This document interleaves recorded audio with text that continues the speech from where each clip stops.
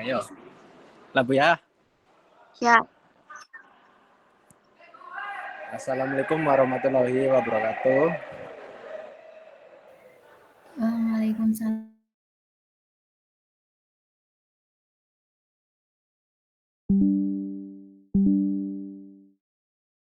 Yang akan menjadi presenter di presentasi kali ini.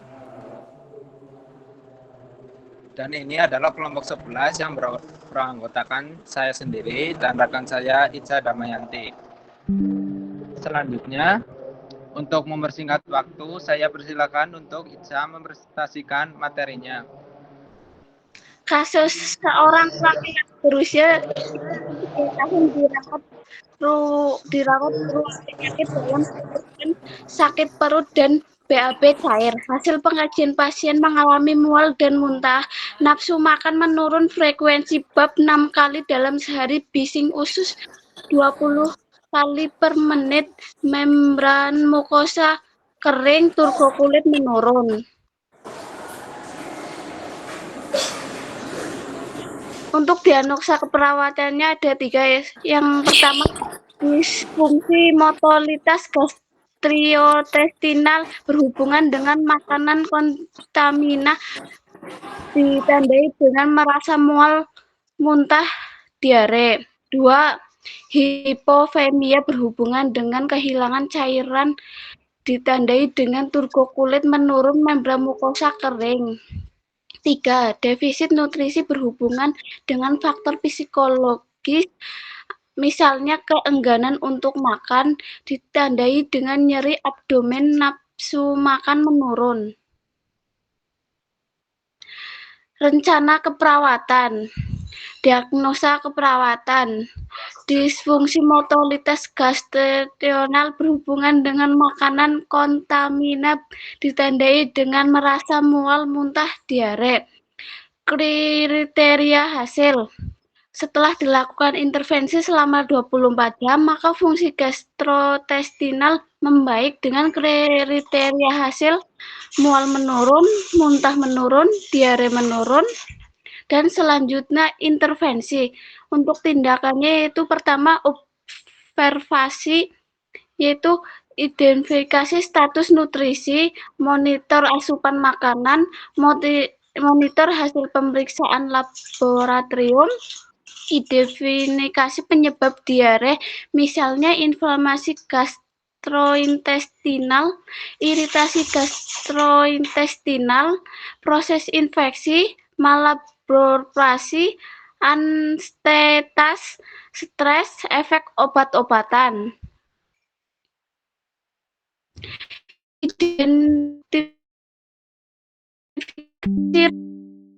riwayat pemberian makan ditinjau. Monitor tanda dan gejala hipovolemia, misalnya takikardi, nadi teraba lemah, tekanan darah turun, turgo kulit turun, mukosa mulut kering, CRT melambat, BB menurun. Monitor jumlah pengeluaran diare, monitor keamanan penyiapan makanan. Terapeutik, berikan cairan oral, misalnya larutan garam, gula, oralit, pedialit, renalti. Ambil sampel darah untuk pemeriksaan lengkap dan elektrolit. Untuk edukasi yaitu pertama, anjurkan posisi duduk jika mampu, anjurkan makan porsi kecil dan secara sering dan bertahap. Kemudian anjurkan menghindari makanan pembentuk gas, pedas, dan mengandung laktosa. Untuk tindakan selanjutnya yaitu kolaborasi. Obat antimotolitas, misalnya loperamid, difenkosilat, kolaborasi antiemetik jika perlu. Untuk diagnosa ketiga yaitu hipofemia berhubungan dengan kehilangan cairan aktif, ditandai dengan turgo kulit menurun, membran mukosa kering.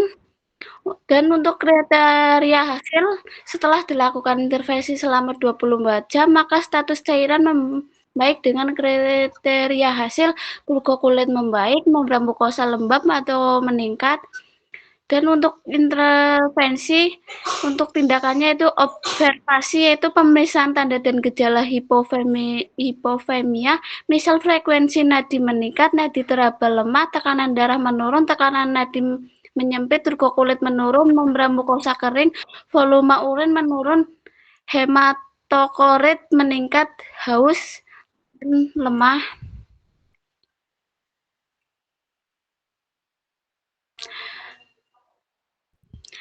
Selanjutnya monitor intake dan output cairan. Dan untuk tindakan selanjutnya yaitu terapeutik. Yaitu pertama hitung kebutuhan cairan, berikan asupan cairan oral, dan terakhir edukasi, anjurkan memperbanyak asupan cairan oral. Dan yang terakhir itu kolaborasi. Kolaborasi itu pemberian cairan IV isotonis, misal NaCl dan RL.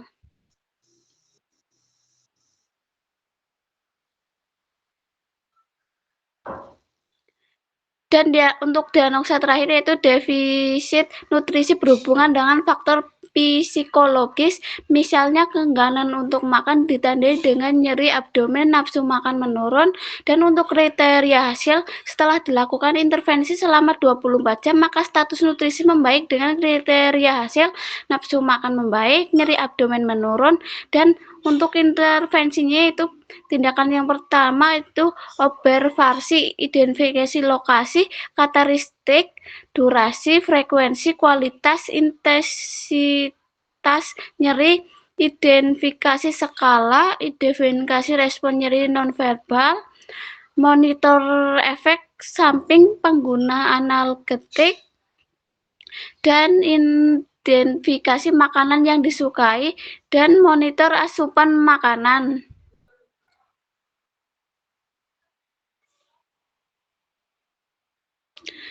Dan untuk tindakan terapeutik, berikan teknik non farmakologis untuk mengurangi rasa nyeri, misalnya TENS hipnotis, akupunktur, terapi musik, biofeedback, terapi pijat, aromaterapi, teknik imajinasi terbimbing, kompres hangat atau dingin, terapi bermain.